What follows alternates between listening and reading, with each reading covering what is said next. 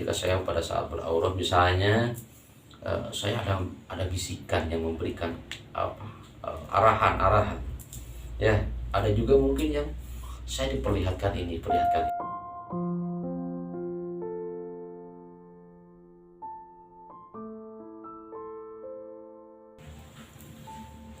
Assalamualaikum warahmatullahi wabarakatuh. Salam sehat untuk semuanya, salam damai untuk seluruh alam. Sahabat-sahabat kawan, kembali berjumpa dengan Kang Wawan Jakalana. Pada kesempatan kali ini saya ingin berbagi ya, ingin melanjutkan bagaimana salah satu manfaat keberkahan doa syahadat ya, bisa menjadi salah satu dasar penguat ya, menjadi salah satu wadah ketika kita akan belajar untuk beraurat ya, melanjutkan aurat-aurat berikutnya ya, melanjutkan menimba keilmuan-keilmuan selanjutnya. Sebelumnya tidak lupa kita akan membacakan dulu doa syahadat ya. Mudah-mudahan dengan membacakan dulu doa syahadat ini, semuanya apa yang akan saya sampaikan pada kesempatan kali ini mudah-mudahan diberkahi dan bermanfaat. Bismillahirrahmanirrahim. Bismillahirrahmanirrahim. Bismillahirrahmanirrahim. Bismillah. Hasbiyallah. Hasbiyallah. Hasbiyallah. Bismillahirrahmanirrahim. Asyhadu an la ilaha illallah wa asyhadu anna Muhammadar Rasulullah. Ya arhamar rahimin, irhamna, irhamna, irhamna. Ya zal jalali wal ikram. Sahabat-sahabat ngawan, kita sudah mengawali dengan doa syahadat ya. Kembali ke temanya tadi, bagaimana ketika kita akan belajar memulai aurat ya.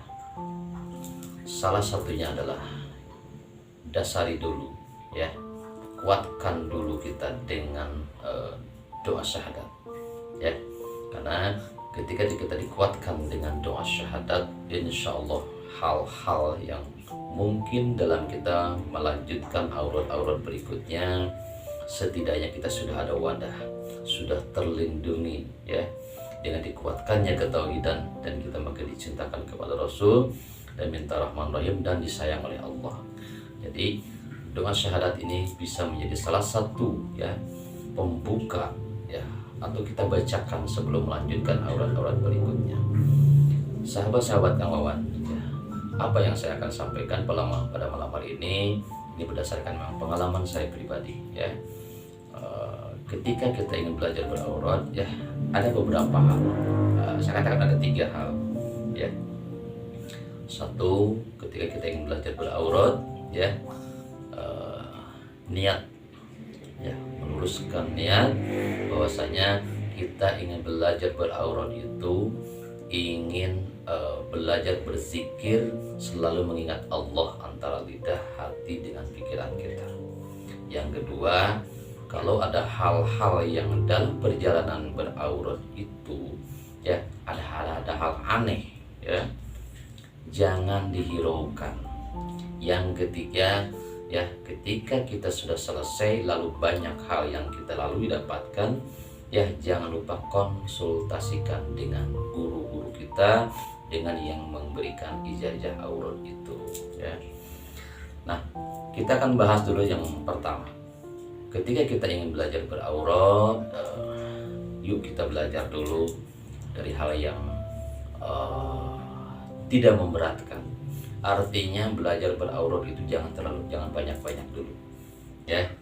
Kenapa? Karena jangankan kita untuk beraurat, berwiridan itu sampai ratusan atau ribuan. Mungkin yang 3 kali saja, mungkin yang 33 kali saja kita jarang melakukan itu. Makanya ketika kita akan melakukan beraurat yang lebih banyak lagi, ini kalau secara secara badan kita mungkin kaget, secara pikiran juga kaget ya. Lalu bagaimana kita memilih beraurat yang terjangkau dulu? Misalnya tadi 3 kali tapi belajar beristiqomah. Ya, jadi belajar dengan mengawali dari 3 kali, 33 kali, dan ini kita latih terus supaya lidah ini sudah terbiasa. Ya, dan kita juga mencari guru-guru kita, ya, untuk melanjutkan aurat berikutnya ini. Carilah guru-guru yang memang sudah mumpuni, ya, sudah memang di bidangnya, sudah menjalani, sudah paham betul. Jadi jangan sampai kita hanya mendapatkan dari buku misal, ya, dari apapun yang memang tidak ada kejelasan, ya, siapa yang memberikannya kecuali mungkin doa, ya. Kalau aurat-aurat yang khusus, yang apalagi sampai ribuan, yang memerlukan riyadhah, yang memerlukan misalnya 1 minggu, 1 bulan, ini kita harus mencari guru, ya, supaya pembimbingan, supaya penjelasan, supaya sanadnya jelas.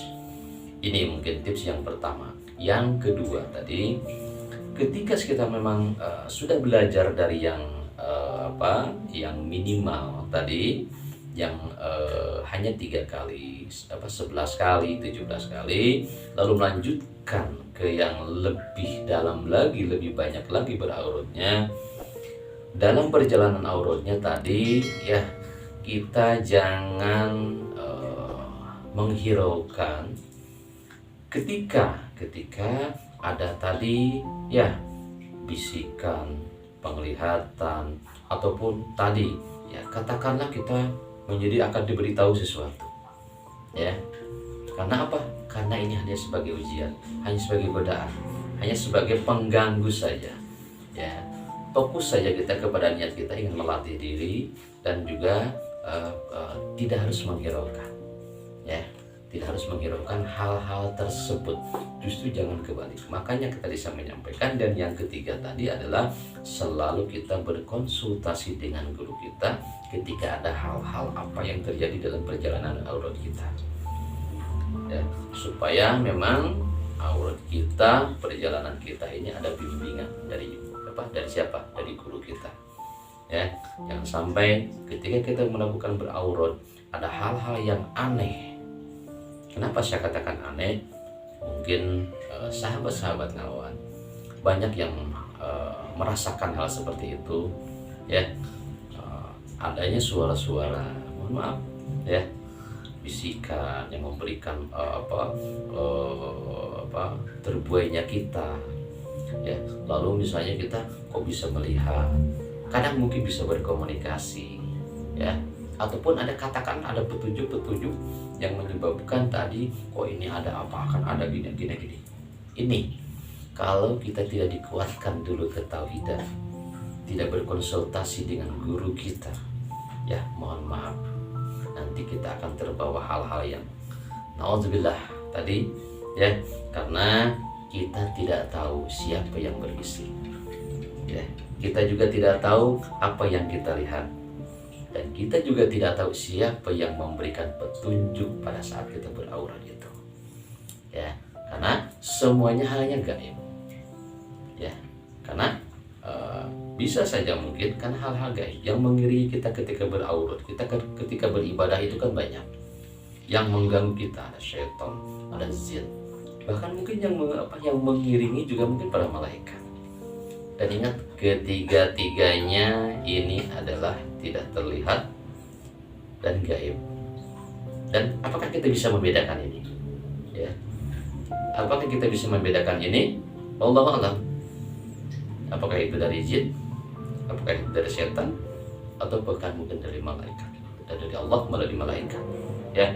Nah, makanya untuk menghindari itu lebih baik kita jangan menghiraukan sama sekali hal-hal yang dirasakan dalam perjalanan kita beraurat, ya. Lebih baik kita jangan menghiraukan, jangan merespon, dan konsultasikan secepatnya kepada guru kita, supaya memang dijelaskan, dibimbing bahwa ini tuh begini dan ini begini, ya. Kenapa hari ini mungkin masih kita banyak, ya, yang banyak yang melakukan beraurat, berwiridan, ya, ataupun tadi memperdalam suatu ilmu, ya, tanpa ada bimbingan, tanpa ada penguat dasar ketauhidan, walaupun mungkin ya pemahaman penguatan ketauhidan ini berbeda-beda ya, ataupun mungkin kadarnya, ataupun mungkin keilmuannya, minimal dengan membacakan doa syahadat tadi ya, kita terus meminta kepada Allah untuk selalu dikuatkan ketauhidan kita, dihindarkan dari hal-hal yang mungkin akan menjerumuskan ya, mungkin hanya menjadi pengiming-iming saja ya, supaya kita tergelincir, walaupun kita yang diaurutkan adalah tadi kalimah-kalimah ya, kalimah-kalimah luar biasa, kalimah-kalimah Allah ya, akan tetapi apakah kita tahu yang memberikan, yang mengarahkan, yang memberikan petunjuk kepada waktu seperti itu siapa ya? Ini yang mungkin menjadi catatan buat sahabat-sahabat Kang Wawan, dan juga terutama buat saya agar kita terhindar dari hal-hal yang menjerumuskan. Niat kita ingin belajar untuk melatih lidah kita, hati kita, supaya selalu teringat kepada Allah, tapi kita terobsesi, tapi kita tadi terbuai oleh hal-hal tadi. Akhirnya tadi kita terbawa kemana-mana ya, ke hal-hal yang memang di luar jangkauan kita, seperti itu ya. Jadi lebih baik kita berkonsultasi dan terus melakukan pendekatan diri kepada Allah, minta dikuatkan ketauhidan dan juga dijauhkan dari hal-hal seperti itu ya. Inilah mungkin sahabat-sahabat Kang Wawan, di antara rekan-rekan sahabat Kang Wawan mungkin juga ada pernah yang mengalami, ada juga yang merasakan hal yang sama ya. Apakah ini seperti apa Kang ya, ketika saya pada saat beraurat misalnya, saya ada bisikan yang memberikan arahan ya. Ada juga mungkin yang saya diperlihatkan ini ya, ataupun ada juga yang memberikan akan ada begini ya, di sana ada begitu. Saya rasa sahabat-sahabat Kang Wawan banyak yang merasakan hal ini ya, dan ini pun saya juga merasakan pengalaman ya. Kenapa saya bisa menceritakan ini? Kenapa saya menyampaikan bahwa ini adalah jangan direspon sama sekali, tolak saja ya. Karena sekali kita mulai merespon, ini akan terus ya, akan terus. Awalnya memang kita diarahkan ke hal baik ya, secara perlahan kita akan mulai tadi ya, secara perlahan kalau kita terus merespon, akhirnya kita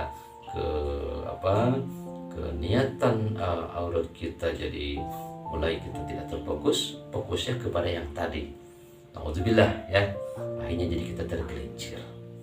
Dan inilah banyak mungkin yang